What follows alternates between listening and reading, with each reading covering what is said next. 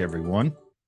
I'm pleased to have you here with me today, listening as we endeavor more into understanding the mind model and a little bit more about ourselves, because that's where the real healing begins. And that's where the real changes in our life and transformation all originates from, is understanding ourselves much better. And what better way to understand ourselves than understanding our mind?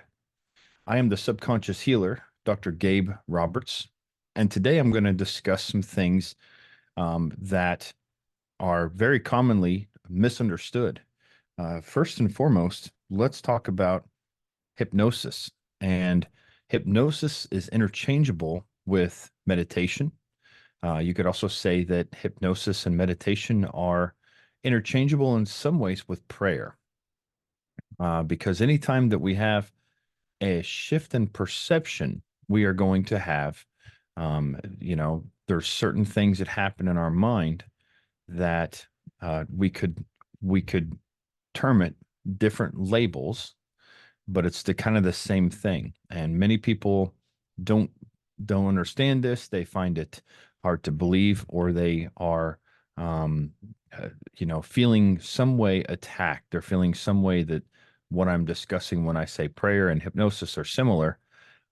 They're not, because anytime you are in a church or in a meeting with someone and you have a reverend or a preacher on the podium, and he is discussing things that are very emotionally charging, and it has you focused and listening, and you have a perceptual shift.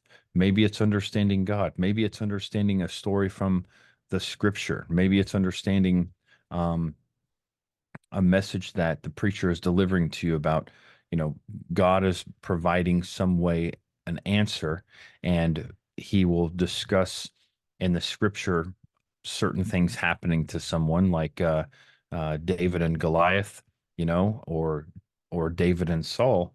And what he's discussing is, you know, how these things relate to our lives, and how to um, understand certain obstacles in our life that may be uh, short, maybe require a short time to change, like David taking Goliath out with a sling was pretty quick. But then later on in the scripture, you hear about David and Saul, where it was a more sustained, um, more he had to sustain his faith for a longer period of time, and it didn't happen so quickly like it did with David. Well, when a preacher is discussing this and you relate those to your own lives, that is a form of bypassing your critical faculty. It's bypassing the barrier that protects your perceptions, and allowing you to suddenly have a shift in perception where you leave there, you get in your car, you drive away, and you feel different about something. A circumstance in your life suddenly isn't so daunting. That, ladies and gentlemen, is hypnosis. That can also be meditation. It can also be, like I just discussed, hearing something being discussed that has a perceptual shift. It's all the same thing, just used in a different way. The first and foremost thing I want to clear up is about the hypnosis and the labels. I do not particularly like labels because they can be very misunderstanding. And most people that hear the word hypnosis immediately think of mind control. They think of something from Hollywood. They think of something from folklore, or maybe demonic work or something on that edge. But like I just discussed, a preacher having a person shift a perception, relating a person like David to their own individual experiences, is it's under the definition of what we would call hypnosis. So understanding this, hypnosis can be a very powerful tool. Okay.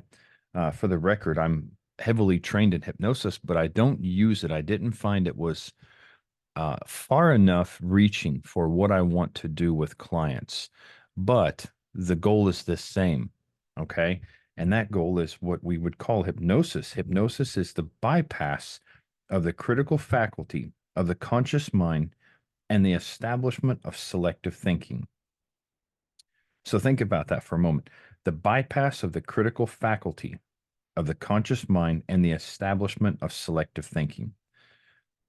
Well, one of the most powerful hypnotic tools that are out there today is our own television.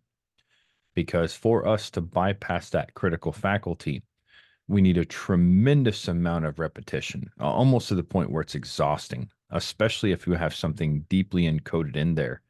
Um, Tremendous amount of repetition can sometimes bypass that critical faculty where you suddenly have something going from the conscious mind into the subconscious mind. And where, when things happen in the subconscious mind, that's where things really happen. We are not going to have healing take place. We're not going to have transformation take place in our lives, in our relationships, in our finances at the conscious mind level. It has to have the deeper level of mind understanding that. So we have to understand that um, the hypnosis label, something I'm very familiar with, um, is a big misunderstanding. And many things that we see in our daily life fall under this umbrella of hypnosis when we're not even aware of it. So, just like the TV, the media, do you know who's some of the most powerful and successful hypnotherapists, hypnotists on the planet are your media, the people you watch on the TV regularly, because they'll say things and what happens is when you have an emotional involvement, remember your conscious mind is stoic. Your subconscious mind is an emotional mind of all emotions. When you have a tremendous amount of emotional shift, that critical faculty swings wide open. So if you're watching something that's very primal and drives and has a lot of emotional content within it, such as death, such as fear, such as um, I'll just say this filth and disgust. A lot of the things you see in the TV shows today. When you're watching something, the actors get you emotionally involved. Actors and media are the most powerful users of hypnotic medium today because they will definitely shift your perception. How many times do you ever watch a movie or watch a film or watch media, and when you get up and leave the chair, you feel differently inside your body?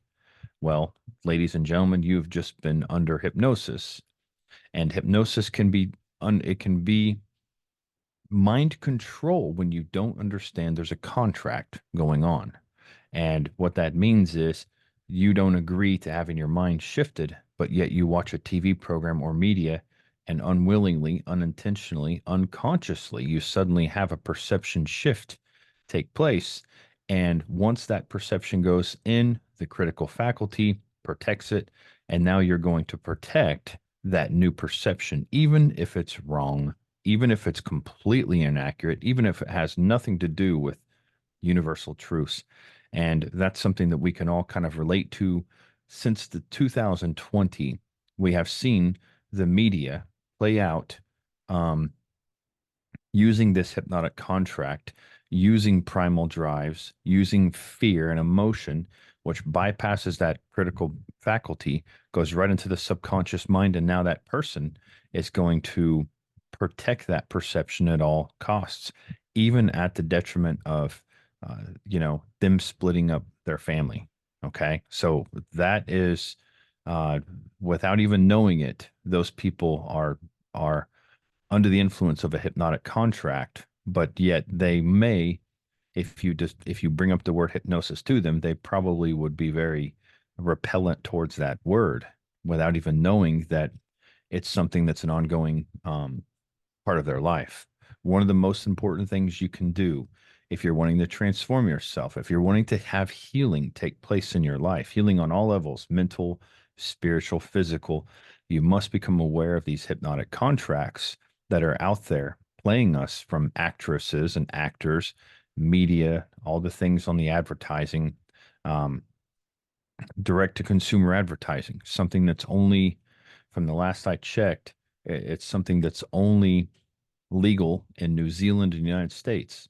All of the countries ban attractive actresses and actors on, you know, pretending with emotional charge, that their lives have improved by using pharmaceutical drugs. So what's that do? When you're watching a commercial repetitively, if any one of you watch TV, you'll notice how many times those commercials repeat. They have emotion involved. They have people smiling, people, having some area of their life that is suddenly improved by using this drug, despite the side effects. And without even understanding what's going on, there's a hypnotic contract in place, having a perceptual shift, and suddenly you find yourself thinking, oh, I wonder if I should ask my doctor about that, and it's just something to be aware of, that we can be very repellent to hearing the label hypnosis without even knowing that there's many things around us that fall under the umbrella of that term. Hypnosis is something from like an outside source. Meditation is a inside source where you're sitting by yourself and you are getting yourself into an altered state of trance where you are bypassing that critical faculty. It's all the same thing. The mind model is the same. So you could say meditation is the self work of bypassing the critical faculty of the conscious mind and establishment of selective thinking. Well, when you're meditating, what are you wanting to do for yourself? You're wanting to improve some aspect of yourself, whether it's health, whether it's relationships, happiness, finances, all those things. And so it's the same exact thing. Whenever we have bypass of the critical faculty and we're intending to change something about ourselves, and we're doing it with purpose, amazing things take place. When you are having bypass of the critical faculty, um, through the media and through the illustrations that are shown in many of these TV shows today, like just for example, Yellowstone, a very popular one. Game of Thrones, another one. I do not watch any of these because they're just saturated with filth, I'm not saying they're not interesting. I'm saying that they're poison to your psyche. You cannot watch those things. You cannot watch those shows and walk away feeling better about yourself and better about life. It's just not possible because of these hypnotic contracts taking place. Okay. So that's what we want to do is understand when the critical faculty is kind of willing to sit off to the side, uninvolved with the flow of data coming in, we have hypnosis. And that's what happens whenever people are, when they go to work, when they get home and they want to sit in front of the TV and they want to veg out, they want to relax, their critical faculty is stopping and it's not judging incoming suggestions. And they sit down in front of their TV and they want to watch these shows. That stuff flows right into their mind. And yet you will see time and time again, these people have conflict, they have turmoil, dysfunction in their life somewhere. And it all has to do with this hypnotic contract going on, bypassing their critical faculty of their conscious mind, establishing new things of thinking that they don't necessarily pick. They don't necessarily choose it.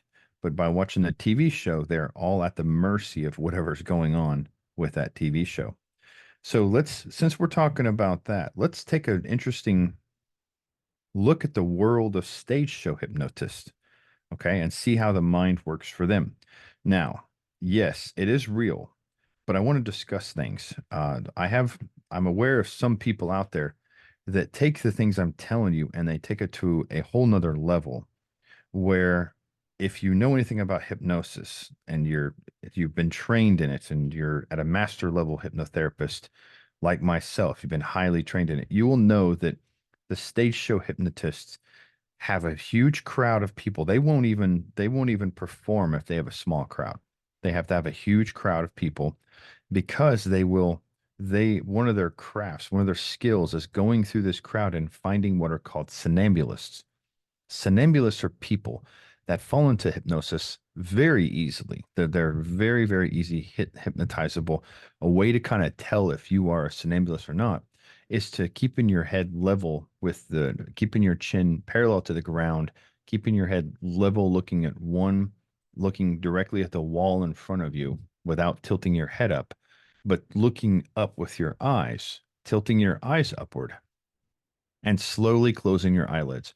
If your eyelids start to twitch as they're closing, you're a somnambulist, and that means that you will likely go into a hypnotic like trance. Your critical faculty is a little bit more flexible than most people.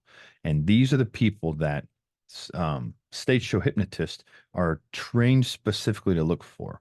They're also looking for people that are not only very easy hypnotizable, somnambulists by trade, but also people that are real eager to please the crowd. They're the ones that are real eager to participate. They're not the ones that have walls up. They're the ones that actually have walls down. You know what I mean? They're the ones that will um, participate without thinking of the consequences. They're wanting to have a good time. They're wanting to go out and put it all out there. And instead of having their arms folded, their arms are fully wide open. And I'm talking about that as a physical level and a metaphysical level. So these are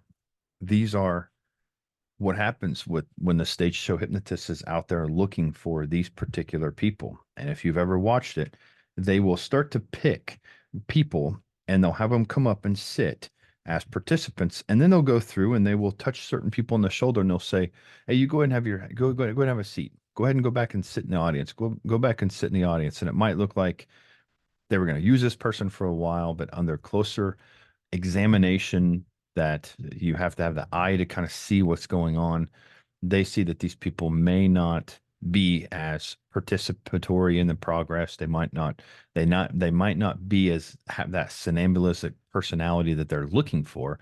So they'll just let them go sit back in the audience until they have a good handful of people that are eager to please, that are eager to do what they're suggested, and they're somnambulists.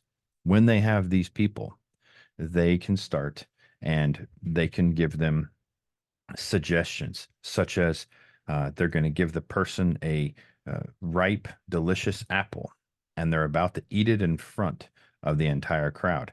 And the audience sees the hypnotist, okay, hand the person, the somnambulist person, eager to please the crowd, a peeled yellow onion, and the audience watches in gasping and almost, surprise and shock and awe that the person crunches away with a big smile, completely under the influence that the onion they're eating is actually a very tasty apple.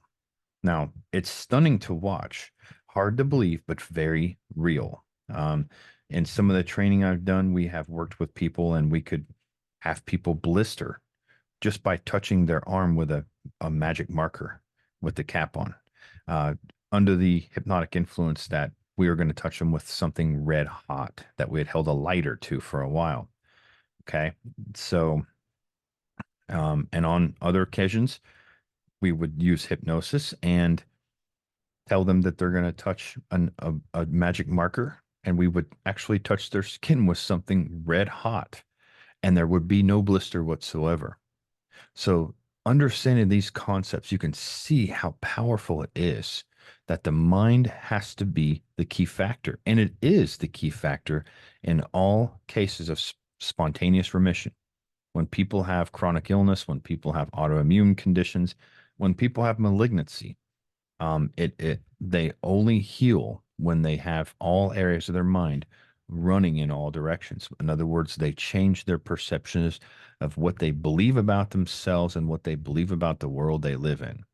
And time again, this is verified in my virtual clinic. I just had a woman with stage 4 cancer go from very severe conditions to very grateful, where she's strong, she's doing much better, she's at home now. When I first started working with her, she was in the hospital. She's at home now, and what has changed is her ability to protect her boundaries, her ability to express herself and say whenever she needs to say, and have nourishment for herself. In other words, know that she matters, not an impulsive, compulsive behavior to disregard her own needs at the expense at the expense of her own needs to seek out and be concerned about the emotional needs of others. And we went through and did a couple of months of work regressing to cause, doing lots of batch releases, lots of very, very heavy stuff in the HMT department PhD level stuff. But we were able to really significantly shift this woman in unbelievable ways that had nothing to do with her lifestyle change. I didn't talk to her about what she was eating. I didn't have her change her water and all that stuff. Many times she was already doing those things, but it had nothing to do with any of the things that we typically would associate with. It had to do with her mind getting on board, getting her mind being in harmony with healing, all areas of her mind, healing, and as you can imagine, the power of the subconscious mind. Once that suggestion is in the subconscious mind, the most powerful goal achieving agency known to humanity, it accepts it as fact. It accepts it as real. She loves herself, loves everything about life, and her body begins to express that. Even after 10 years of working with this stuff, it still blows my mind to see changes happen right before my eyes, such as this woman. I met with her yesterday. Um, and again, it's the same thing. Okay. It's the same thing with this stage show hypnotist eating a onion and under the full impression that's an apple. Okay. Is there anything socially redeeming about this old onions and apple gig? Not really. But we want to look at the stage show hypnotist has been able to get the mind to believe. That's the thing. Okay. So the onion to apple example, I'm just going to ask you this. How long would it take a psychologist to logic a person into that kind of belief system shift? How long would it take discussing these things with the conscious, lying, rational mind to try to get them convinced that the onion was an apple? Okay. With a professional trained hypnotist, they can accomplish this in minutes.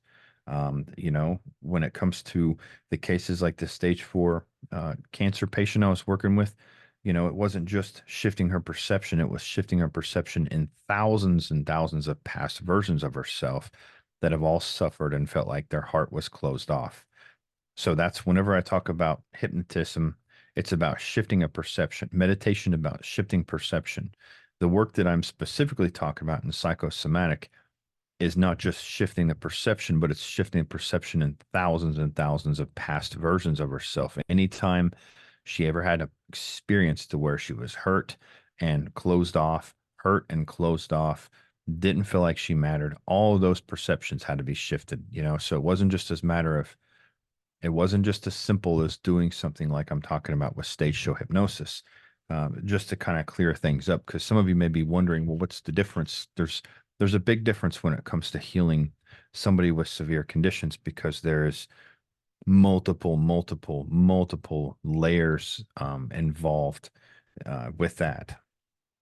Am I recommending you go to a stage show hypnotist for healing? No.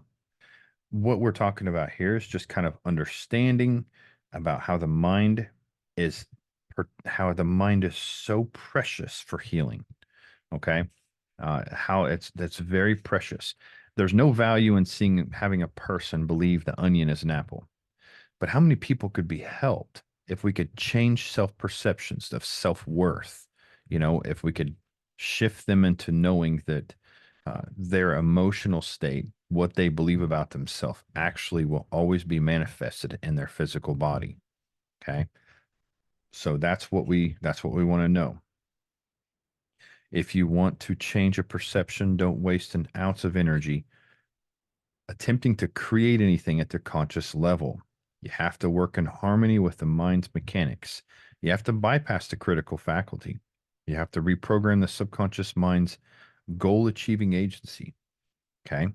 That's exactly how it works. Now, when we're talking about hypnosis, let's talk about a couple different things, including layered hypnosis, positive suggestions, affirmations. I do get a lot of questions on these, and I notice that more often than not, they don't work. And that was definitely the case for me years ago. The hypnotic experience that we do, the hypnotic shifting of perception, doesn't call for any healing. Okay. The critical faculty in all of us swings open and shut freely and frequently throughout the day. That's right. Throughout the day, that part of you is constantly opening and shutting. And what this means is we all go in and out of hypnotic states to varying degrees throughout the normal day. We are not aware of this because it's a very natural feeling state. Hypnotic states, altered consciousness is one of the most natural things we can do. And we don't have some little alarm system in our head or a little elf or fairy running around our head waving a flag saying, "Hey, you've arrived. Oh, now you just left. Okay. Oh, here you're back. Okay, now you're gone again."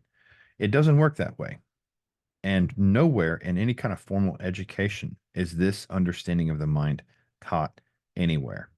So we go into trance states, hypnotic states, altered states, 15 to 50 times a day. Or I'm sorry, 15 to 50 times an hour. So think about that. There's not 1 hour that goes by when your mind isn't taking a trip and leaving. And if I say the word fishing, suddenly you think, oh, that fishing trip my dad went on. If I say the word cherry, you go, oh, that cherry colored Mustang I saw the other day. That was a classic. Or the cherry pie my grandmother used to make. You see how easily it is for us to go into a hypnotic state to where we suddenly shift and change our perceptions. This is just a natural state for us. We need to understand that there's nothing wrong. It's just our natural state. So we understand these things. We understand that that there's hypnotic mediums we need to avoid because they're not beneficial to the psyche of a healthy, functioning, happy person. And we know we have a critical faculty that separates the conscious mind from the subconscious mind. And when we understand we can bypass this critical faculty, we learn that if we don't, okay, let me say that again. We know that we can bypass the critical faculty, but we now learn there's no healing from bypassing. So where does healing come from itself? Well, that depends on the problem that we're looking to heal and and what kind of thing that we're going to look at. Under the umbrella of hypnosis, there's many different disciplines in it, and they all have different names, but they all kind of fall into the same category. Even you could even say some of the work we do is that a preacher is doing the same thing. However, the stuff that we use is much more complex with a lot more moving parts than simple hypnosis. But for now, let's focus on two techniques that are commonly used out there. And we're going to call this direct suggestion and regression to cause. So direct suggestion is the thing like affirmations, saying positive statements to yourself. It's also can be done with layered hypnosis to where you actually go into a relaxed state where you're going from, a beta state to an alpha state where that critical faculty starts to swing open a little bit more, become a little more flexible. And then you're going to start to attempt to mask old perceptions and feel remaining little voids with positive suggestions of transformation. That's simply what affirmation is. That's what a majority of hypnotists is. A majority of hypnotherapy is where they have you get into a trance state, a little more suggestible, the critical faculties um, flexible, and there's powerful positive suggestions. And you can it can also be used in a way that kind of dilutes the crud of past thoughts by rinsing the mind with repetitious healing suggestions. And direct suggestion is used, and when it's used, it can be somewhat effective, depending on the load the person has had, depending on the level of childhood trauma they've experienced, depending on what they've had in the past. Um, if you're using affirmations or direct suggestion or layered hypnosis on somebody that's had a heavy load of childhood trauma, it will not work. The wounds are too deep. And what happens oftentimes is, and here's the same thing. I've seen this with energy medicine. I've seen this with body code and emotional code. I've seen the same thing happen um, when a person is doing layered hypnosis. That's why I don't use hypnosis anymore, because you're trying to layer in positive suggestions. You're getting them passing the critical faculty into the subconscious mind, but there's deeper parts of the subconscious that are holographic in nature. And what you're simply doing is putting dirt over a tire. You're putting loose dirt over a rubber tire. Well, what happens over time? That rubber tire wiggles its way back up to the surface. That's oftentimes what happens with positive suggestions, suggestions of transformation, direct suggestions to erase old perceptions that are, old wounds. They pop up to the surface, and oftentimes they do so with vigorous. They do so uh, in a sometimes a little bit more abreactive than the person is counting on. They start to say something positive to themselves, and deeper areas of the subconscious mind says, "Who are you fooling? Who are you kidding? I know who I am, and it's not this."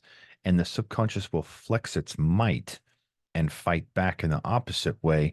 And suddenly their symptoms get worse. Suddenly the Parkinson's person starts shaking worse. Suddenly the rheumatoid arthritis flares up even more.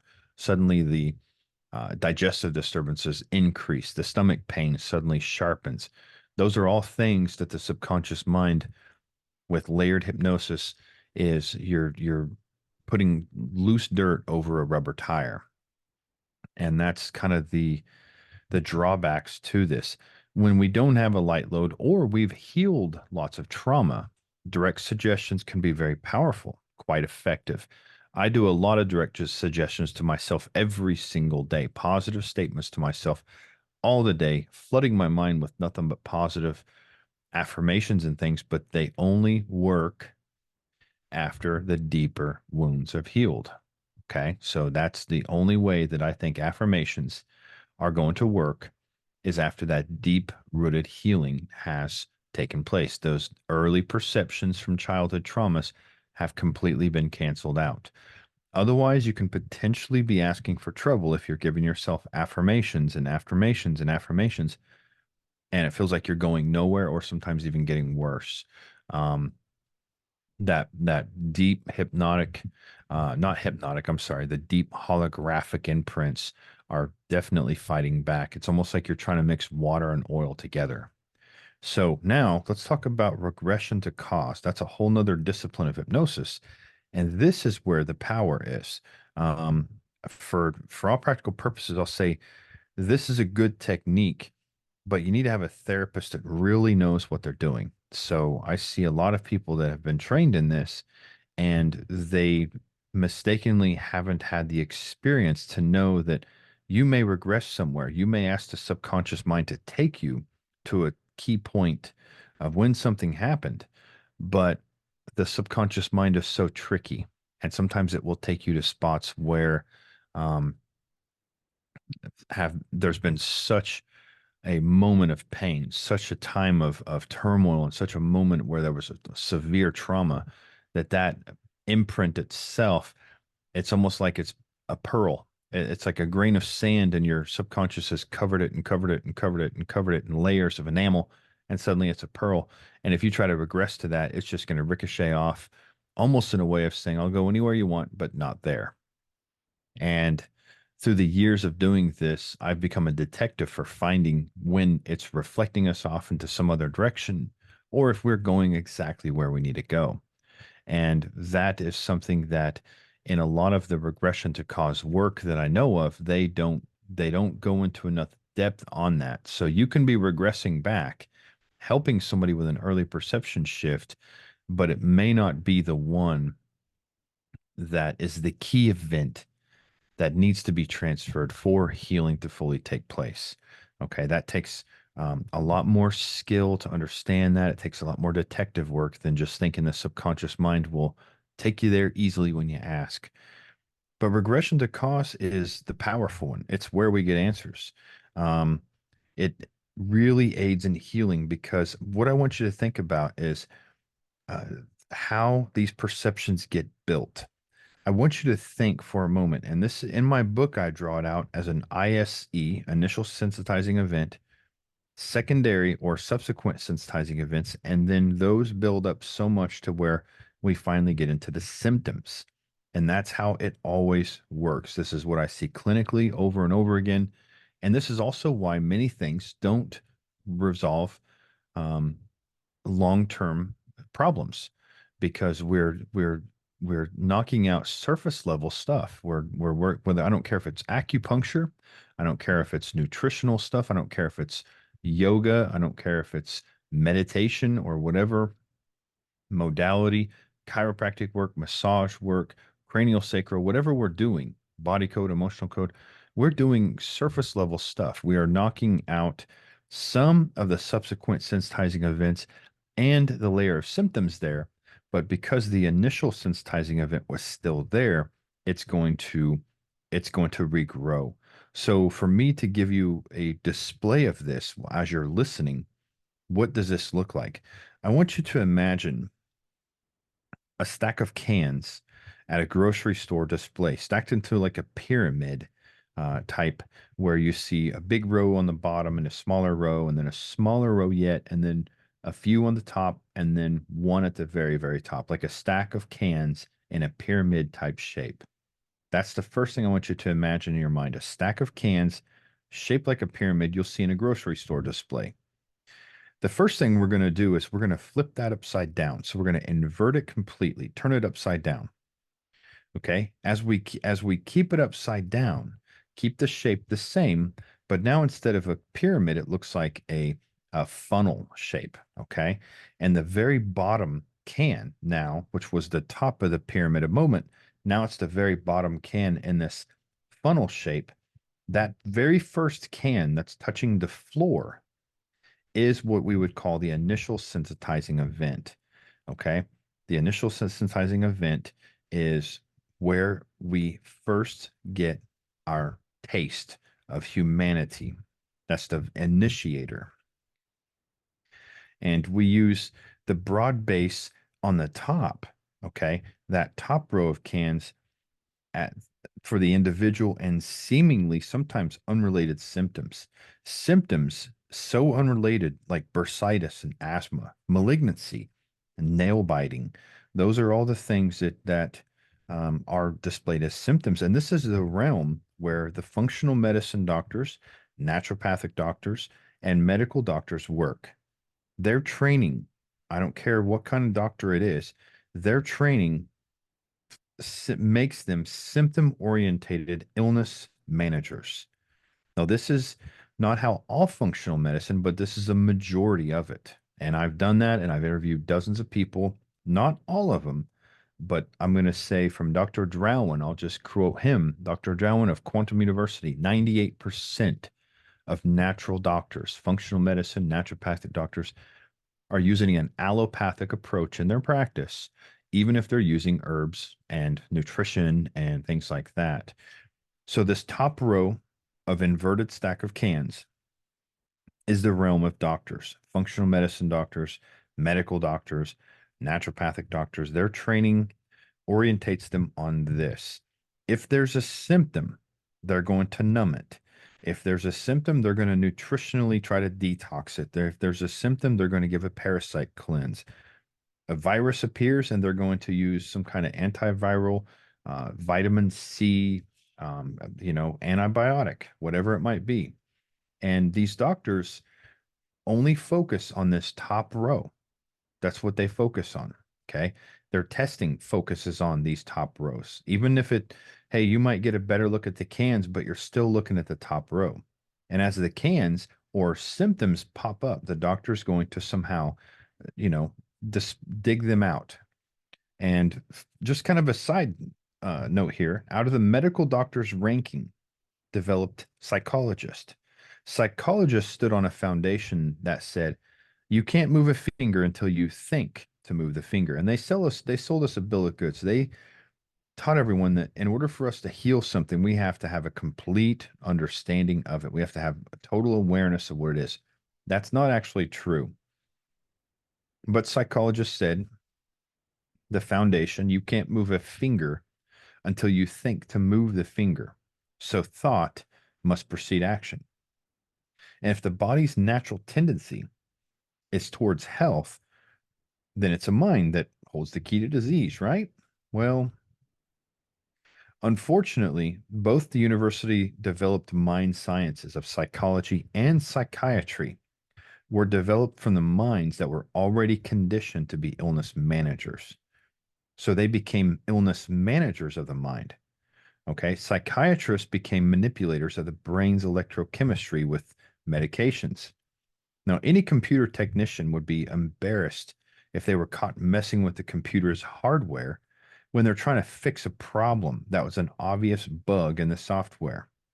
But we don't even think of that with, um, the medical doctor approach. We don't think of that with medication. So this obsession with the chemistry of altering the brain chemistry with medication has grown into something that is really taken over. And sometimes I might sound a tad zesty with this. Well, I see a lot of people hurt by childhood traumas that aren't fully understood, and yet they have a cocktail of medications that they're taking that are just numbing them out and not really helping. I have had a woman say, uh, I could kill somebody and eat a sandwich right afterwards and not even care. And she knew that was because of the medication she was on. I'll tell you what, if you can say, I'm going to eat and say, I could eat a sandwich and just kill someone and not even really know, not have any feelings of that whatsoever. And she's taken a cocktail of medication. Any thinking person would know that's not the right approach for deep level healing.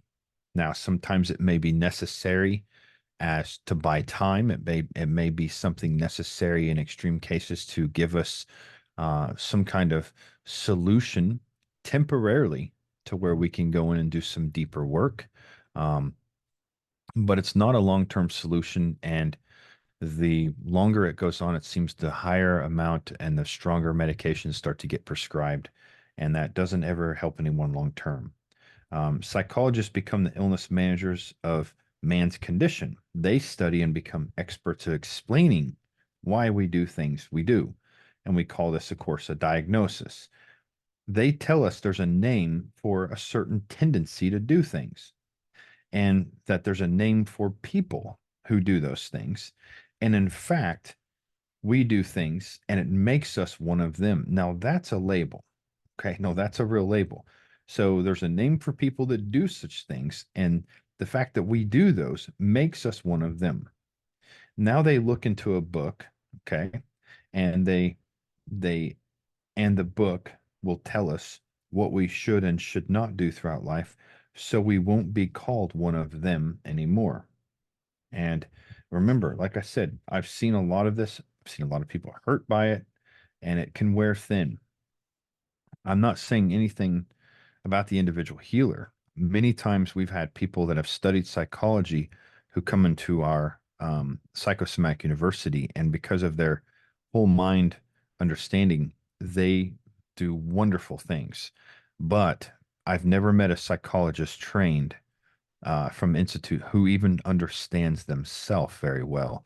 Many of them, not all of them, but many of them themselves are quite messes under the surface. Like they have a lot of trauma, they have a lot of conflict in their own subconscious. They don't even understand the mind model to the degree that we've discussed in past podcasts, and they certainly don't know how to access it and change the things that they change. It's oftentimes they're labeling things from books and trying to change those behaviors. And, oftentimes it's these institution leaders and professionals that brag about being state of the art. But the truth is, they're stuck in a cul-de-sac after a wrong turn that was made years and years ago. And so let's go back briefly to our mind map and look at a different way of looking at this. Okay. Look at our stack of cans, our inverted stack of cans. The top row of this stack of cans, it's flipped upside down. Now looks like a funnel. Each can represents some form of disease manifesting in a specific doctor identified disorder. So that's on the top row. Each can represent some form of disease or a symptom manifesting as a specific doctor identified disorder. It can be mental or it could be physical. It could be knee pain, it could be back pain, it could be anxiety. Everything between the top row and the single can at the bottom is what we'll call secondary sensitizing events. The bottom can represents the initial sensitizing event, the can that's at the very bottom, touching the floor and holding the stack up. So the very tip of the funnel, okay, that would be called the initial sensitizing event. And what I'm saying is this. This is the truth, and I confirm this over and over and over in all the work that I've done and all the studying I've done of near death experiences. Over 300 near death experiences I've studied in depth. And what it all says is this: we come into this world knowing nothing of man, only the goodness of God. We only know the goodness of God and divine. And as time passes, which each passing event, things start to happen. Human intent is to naturally let the infant be bathed in goodness forever. That's what our intent is. And the road to hell is paved with good intentions, as I would say. So for most people, when there's a moment when we go from knowing only the presence of divine to that very first pie in the face that says, welcome to the party, pal. And that's the ISC. It's whenever we first have the taste of humanity. Okay. It's the moment of separation. It's suddenly when we go from only knowing the presence of God to suddenly only having the perception of taste of humanity. And this is where the chance for permanent and complete healing lies. This is where we go. This is what my university, this is the whole piece that we want to get to, is that first seed planting of the problem. An orthopedic surgeon came to see me for joint pain. Now, think about that. And I was explaining this model to him. And I asked him at one point, do you replace joints and hips? And he says, oh, yes. And I said, out of 100 or more hip replacements, how many of them end up back for treatment for some other joints, some other problem of a serious nature in the near future following the surgery? He said almost all of them. Now, that is staggering. So, um, I could have even made my point if he said 30 to 40%, but almost all of them. And from this, we get to point out to explain that he actually started out medicine looking for his own search for relief from bursitis. With all the teachings he received and all the years had passed, and despite the quarts of cortisone he used, he still had bursitis. He had heard me on a podcast at one time, and what I was just explaining resonated with him so well that he had to seek me out for answers because he could not find them in medicine. And he was rather a pleasant guy. We had great conversations. And but here's what we're going to understand is we use this joint pain that he had to understand the level of the ISC, and any negative symptoms behind that are subconscious callings for some form of self-mutilation. In his case, we regress to a moment when he was a young boy. I think he was the age 3, and he was holding his infant brother, baby brother, and his infant started to slip out of his hands because he was all wrapped up in blankets, and the blankets started to kind of give way, and his baby brother fell on the floor and started crying. And here he was, a 3-year-old, accidentally dropped his brother, and his mom came running in and kind of criticized him, at that moment, in just a way that, you know, um, we sometimes do as parents with our own unhealed trauma. She yelled at this man, criticized him. And of course, the baby was fine. It just had a fall, right? And that criticism became the initial sensitizing event in his case. Once we regress to that moment, we changed the perception. We changed how mom was. We changed the whole thing. A few follow-up visits later, and years and years of this chronic pain he had disappeared. And it was basically the same way it happens with virtually every chronic illness is there's a moment when we have an initiating event. Life compounds these secondary sensitizing events until they manifest, until that top row of inverted cans that become the symptoms. And that's why you can move all the symptoms. You can remove all the symptoms on top. And because the calling is still there, they will start to show up again and show up in new and different ways. So what happens is We have an initial sensitizing event of any kind of negative circumstance. It carries a subconscious calling for some kind of self-mutilation. That calling is confirmed and reconfirmed through a sequence of secondary sensitizing events. And from the old saying, the straw that breaks the camel's back, one final secondary sequent event that's calling for self mutilation so powerfully that the subconscious goal achieving mind literally starts to see its own manifestation of a nasty illness as a goal successfully achieved. Now, if the doctor removes that manifested disorder, surgically removes something, or um, if a functional medicine doctor gives anti-inflammatories and changes the diet, and they have no appreciation for that calling for self-mutilation, the symptom reoccurs. The symptom will show up again, it will reappear. And that is what we call a reoccurring disorder. Sometimes the doctor mutes one symptom, something else manifests. He mutes the second symptom, and out of the blue, something else new shows up. The doctor ends up chasing, shifting symptoms all over the place, all over the body, until the doctor, if it's a medical doctor, they give up, they prescribe heavy medication, and they now label the problem a chronic illness.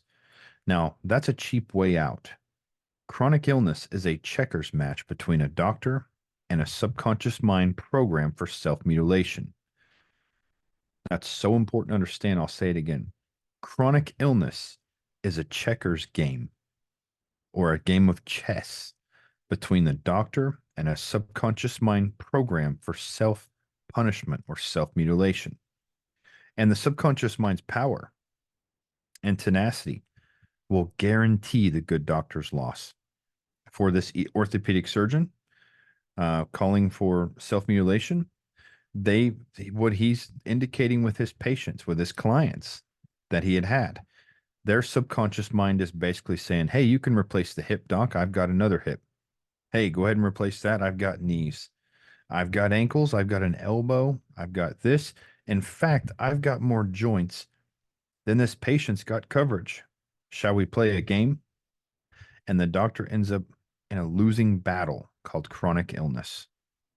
Now, there was a professor, Mark J. Roberts. I'm sorry, Mark J. Roberts of Harvard University, and he spoke out on a panel expert of healthcare reform years back, and he mentioned that the screening tendencies of the insurance companies.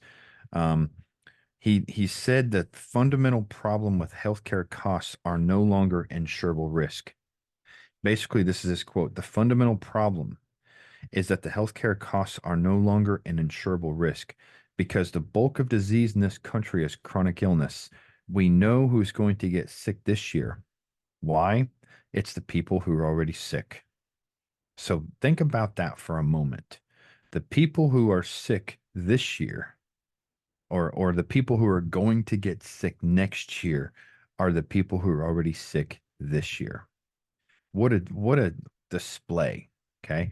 So we see the silliness of paying doctors to label symptoms and go chasing after them all over a patient's body with surgery, with medication, with cortisone shots, whatever it might be. And if there's a chance of developing a condition on permanent healing for a person suffering the label of chronic illness, it will come once this deeply rooted calling for self-mutilation is removed, and nothing else is going to do it. That's the only way. If there's a chance for healing a condition of permanent healing for a person suffering the label of chronic illness, it will come after this deeply rooted calling for self-mutilation is removed. Nothing else is going to do it. It's been tried. So at that stack of cans, that stack of inverted cans, the expanding accumulation of perception building experiences. Okay. Again, doctors only focus on that top row. Psychology and psychoanalysis and many people that do body code and things like that, they will work in the realm of some of the secondary sensitizing events. And we, in order to heal Psychosomatic University, we focus on the initial sensitizing event. And here's why. Imagine that inverted pyramid and take away the can on the top left. We just muted a symptom through the traditional means. The structure of cans remains. Okay. If we remove one can on the top left or the top right, the structure of the cans remains. And below it is the roots of that symptom, the roots that are all necessary for that above ground growth, for that symptom to reoccur. And as new experiences from the arriving future are stopped by the critical faculty, if they're found to be in harmony with those events earlier, they are added. And what happens is they add more and more reinforcement to that. So anything that matches a perception we already have is added and reinforced over time. And so what happens, earlier events start to build up again, and those cans start to build. Every can is represented by an event that occurred that was in harmony. So every time, let me put it this way: that imagine that can, the stack of cans that looks like a funnel upside down. The initial sensitizing event, and then this is just a real arbitrary, but I've seen it happen many times. The ISC is a mother deciding she didn't want the pregnancy. Suddenly she's fearful, and there could be numerous reasons why, and they're not just something to put on mom as guilt. Maybe she had several miscarriages and in a row, and suddenly she finds herself pregnant, going, "Oh no, not another one." Right? But now we have a successful pregnancy. Well, that baby, that developing fetus absorbed all of that uh emotional, that conflict, that sudden fear. Well, that's the very first perception the baby has. And so let's say that baby grows through life and suddenly is a 12-year-old boy at high school or at school playing dodgeball, and he's the last to get picked on a team. Now, we've all been there, we've all experienced that, but suddenly he's the last one to get picked. The teams don't really want him. Okay. That experience creates a feeling. That feeling matches his early perception. So guess what? That event of not wanting to get picked on the dodgeball adds another can to that inverted stack of pyramids. I hope that all makes sense. And that's how it is. So this inverted can, this inverted stack of cans, the initial event and then all the secondary subsequent events are all life's experiences adding on to that until it gets so large that the subconscious mind starts to manifest it. And that's that top row of cans that are the symptoms. Now, I just wanted to kind of segue into that to let you understand what these cans actually represent. As long as we stay in the realm of the secondary sensitizing events, as long as we're on the middle stack of cans or on the very top, we are only treating surface level events. But now imagine if we could go all the way to the very bottom can, the very one that's holding it all up, and pull that can out. The entire structure suddenly crumbles. And the only thing to regrow is what remains below. Under that bottom can, the only thing remaining is God's love, God's goodness, God's light, divine presence. And when the present and future grow from this kind of reconstruction, we have permanent healing. And what we have unveiled makes this initial sensitizing event, what I've just shared with you, makes this initial sensitizing event the most important aspect and understanding of healing. Okay. If I open the critical faculty through hypnosis and I do some suggestions, but I only regress no farther than some secondary sensitizing event, and that's often the time I see whenever I have a lot of people working with me. Usually they've done some kind of inner work, and most often the time they've hit no further than some subsequent sensitizing event. Well, we can expect to see the healing effect to be temporary, as it would result in another symptom orientated medicine or something else. However, it's whenever we help a person get to the initial sensitizing event of their problem, the very first can, the very first seed planting, and successfully resolve it, that's what makes our work so special and carry a very special meaning.